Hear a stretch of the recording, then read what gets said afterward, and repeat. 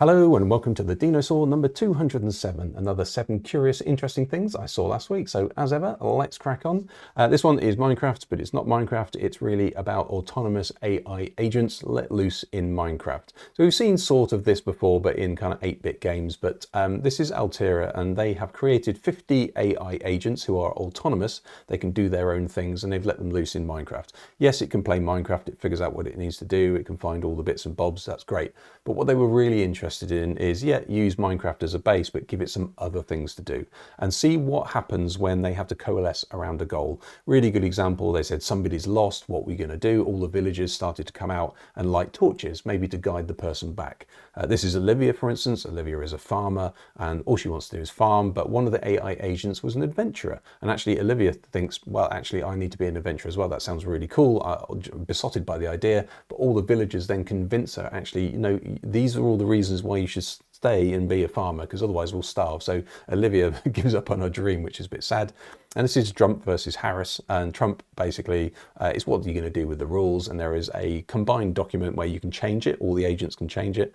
All the Trump ones is all about policing and police state, and all the Harris ones is all about democracy and doing away with the death sentence, that sort of thing. So really interesting. The point isn't Minecraft. The point is now they can actually start to come up with their democratic rules, democracies, and coalesce around single states. So really interesting, starts there. This is David A. Linden. He is a record breaker. He makes things by hands. These little sculptures, he makes them by hand. And that Lego block, yep, those are 2 red Lego blocks. It's a 4er and a 1er. The 1er took 20 hours to make. I think that took 20 minutes to make. It's even quicker. But he has to do this at night because the vibrations outside his house, the traffic going by, is too much. Has to control his breathing and all that sort of stuff.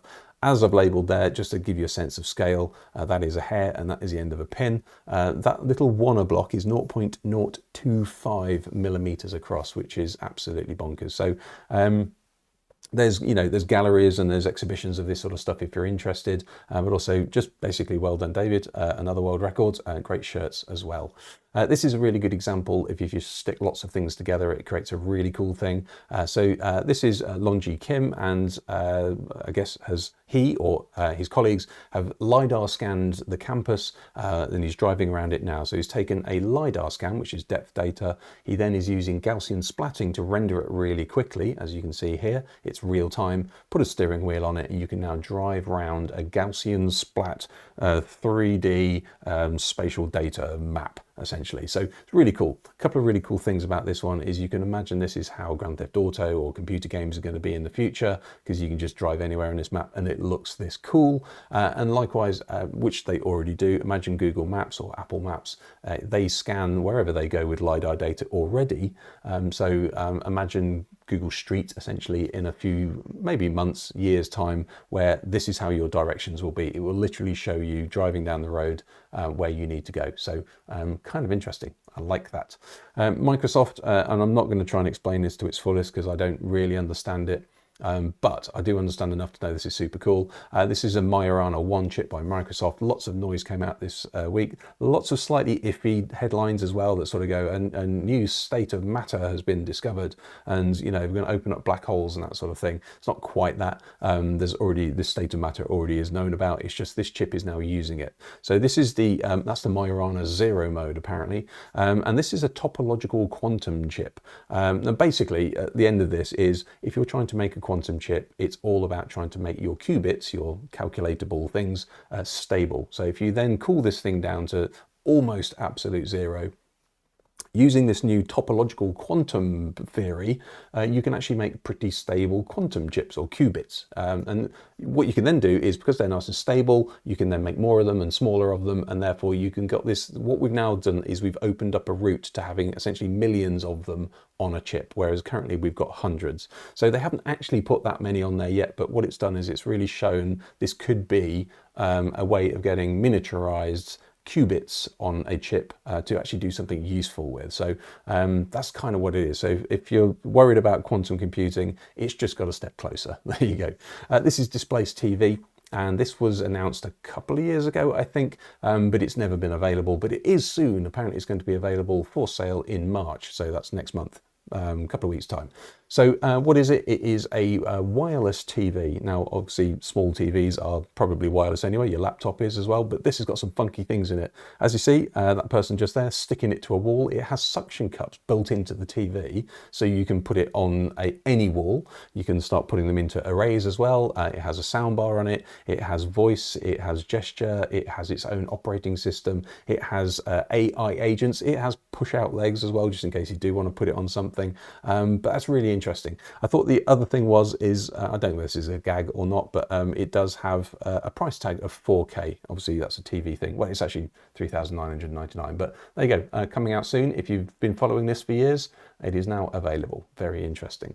This is hard to describe, but this is kind of interesting if you're a designer. So if you're into modular synthesizers, i.e. music synthesizers, there's a thing called modular synths, which is where you take lots of different parts, like a modulator and an echo or whatever it is, and you plug them all together, and how you plug them, you might get some really weird effects. So this is actually, Loken is described by its author as a synthesizer that actually makes CSS, not music. So if you take your corporate colors and you put them into, and you sort of connect them in a weird way, it start giving you palettes. These might be secondary palettes, they might be sort of quite challenging palettes, but then you can maybe take those and you can maybe put those into a logo generator, and you can take those and then maybe generate fonts or suggest fonts and whatever you want to do. So it's really interesting how you can then start to explore designs by serendipity, by creating these unexpected connections. So really like that one. It's not actually available just yet, but you can sign up and go onto the waiting list. So if you're into this sort of thing, I implore you to do that. This is the last but one, not the last one actually. There's an extra one if you're in the UK. However, got to talk about this one. This is Bryce Bostwick and has created a Chrome extension, which is genius. It turns the Gulf of America back into the Gulf of Mexico if you are in America. Now, newsflash, if you're not in America or not in Mexico, actually what we see is it says Gulf of Mexico. It still is the Gulf of Mexico, but in brackets it says Gulf of America. So when you actually run this Chrome extension, brilliantly, it does say Gulf of Mexico in brackets, Gulf of Mexico. So I thought it was brilliant. But if you're thinking this is dead simple to do, just do a Chrome extension, just look up Gulf of America, turn it into Gulf of Mexico. It's not that difficult, it's not that easy. So Bryce has got a 23-minute explainer video of how you actually have to essentially retro-engineer using Chrome to look at all the calls and that sort of thing. It's really fascinating. If you're a little bit nerdy, it's a little bit hard to follow at times, but it just gives you so much respect for this very simple thing. And also, you know, I think it's the right thing to do. It is the Gulf of Mexico, let's face it.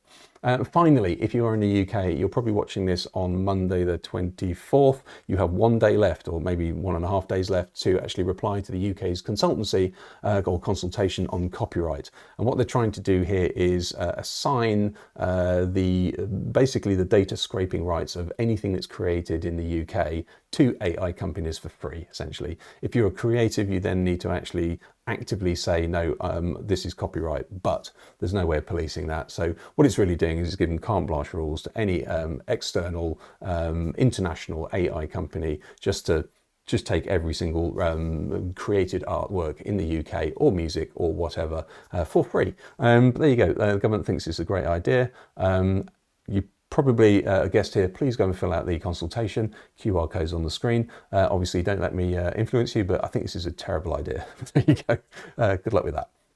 Hopefully that was useful. Hopefully you're subscribed. If you're not, you know what to do.